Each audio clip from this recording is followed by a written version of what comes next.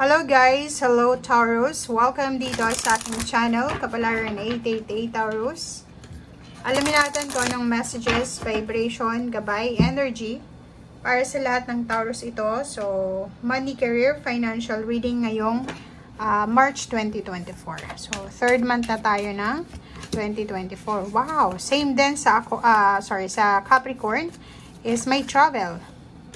Empowerment, Taurus.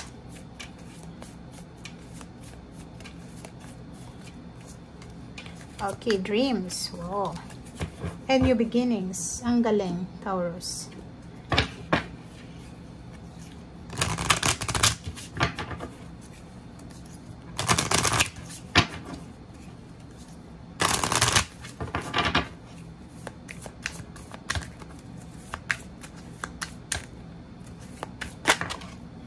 Okay, Taurus.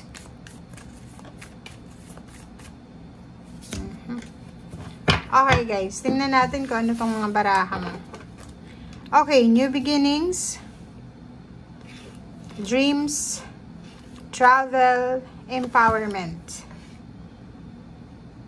Kung makikita mo dito sa 4 cards mo na ito, all positive siya, 'di ba? Pero ito naman, sinasabi ng baraha mo dito na medyo meron kang issue na kailangan na bigyan pansin. Okay? So, kung makikita mo dito, Taurus,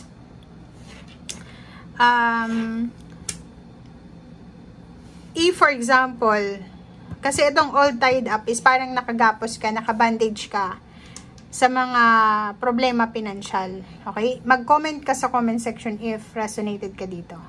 Sinasabi ng baraha na said na yung ipon mo. If ever man tumanggap ka ng pera 2 weeks ago, 3 weeks ago, lump sum, help, or loan, or kano pa man, siguro ubos na siya sa ngayon, or paunti-unti na siyang nauubos. So, wala kang specific talaga na income or source ng money or resources. So, sinasabi ng baraha dito na medyo nakagapos ka ngayon, medyo nakabandage ka ngayon sa kahirapan. And may isa ditong tao, it's either relationship mo na hindi niya na-appreciate siguro kung ano yung mga efforts na ginagawa mo. Ang problema dito guys, Taurus, is namumroblema ka na nga sa pera, pero hindi man lang tulungan ka ng kung sino man itong taong ito.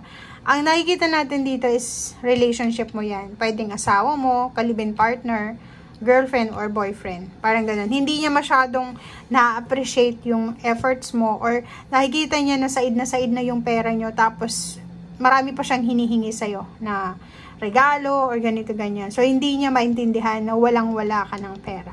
Okay? But, sinasabi ng baraha dito na may possibilities ng new beginnings. Kung makikita mo siya, para siyang pinto, 'di ba? Para siyang gateway, pero wala naman siyang gate, walang sarado, hindi siya nakasara. Hindi siya naka-lock or hindi siya naka-close. Open siya. So, ibig sabihin 'yan, meron kang plus meron ditong sinag ng araw, may buwan. Meron kang pag-asa, 'di ba? May pag-asa ka na makapagsimula ulit. May pag-asa ka na mahanap ulit kung ano yung nawala sa'yo, may balik sa'yo yung pera, or pwedeng makahanap ng ibang trabaho, makabayad sa utang, or makapagsimula ng bagong buhay. Okay? And kung makikita mo dito, same lang yung itsura niya sa pangarap mo. 'Di ba? So, ibig sabihin dito, huwag kang masyadong mag-alala kung wala kang pera sa ngayon, wala kang source ng income, said na yung ipon mo. Kasi, yung pangarap mo dito, ay may pag-asa ka na matupad dito. Or yung pangarap mo, ay may pagkakataon ka, may posibilidad ka na matupad yung pangarap mo. Okay? Travel. Isa sa mga pinag-iisipan mo ngayon is yung pagta-travel. Yung, like kung may trabaho ka sa ngayon, gusto mong maghanap ng mas stable na trabaho.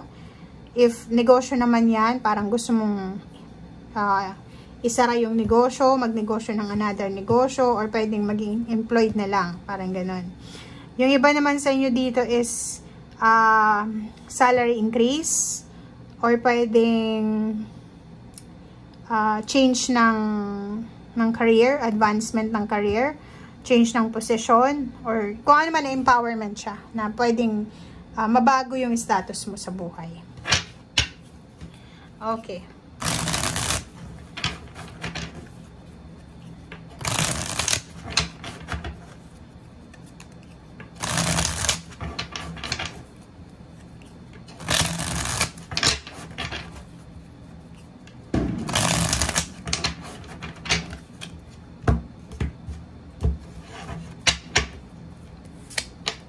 Okay, first card natin is 2 of Wands, 7 of Cups, oh, Tower card.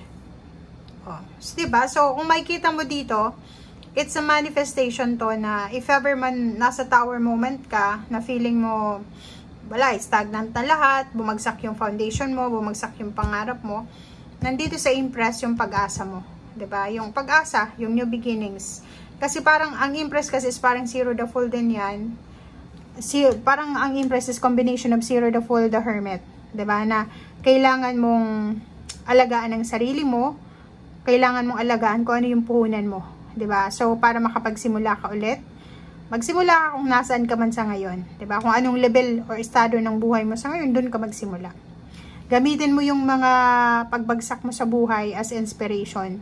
May choice ka daw eh. Diba? Marami kang choices. It's either travel, nakikita ko siya dito na may choices ka kung saang bansa ka pupunta or kung saang lugar ka pupunta. Okay? Or kung saan mo gustong lumipat. Okay. Magician. Oh. Diba? So, it's a confirmation to guys. Magpakatatag ka lang. Be courageous. Be strong. And yun lang yung pwede mong magawa sa ngayon is magpakatatag ka. Kasi itong progress na to, itong victory and success, nasa kamay mo siya. Diba? Magician. Ang magician kasi is parang sinasabi sa inyo, Taurus, na lahat kaya mo. Lahat pwede mong ma-manifest using your hands, using your talents, your strength.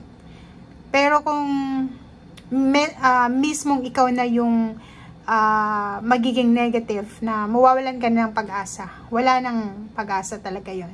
Kasi kahit i-push ka, kung wala namang anong tawag dito? Pagkukusa. Walang mangyayari. So, dito, sinasabi ng baraha, yung progress mo, yung achievements, yung success, victory, or kung ano man to na appreciation, recognition, rewards, awards, travel, change, improvement, transformation, transition, nasa kamay mo yon. Hawak mo siya. So, in short, ikaw ang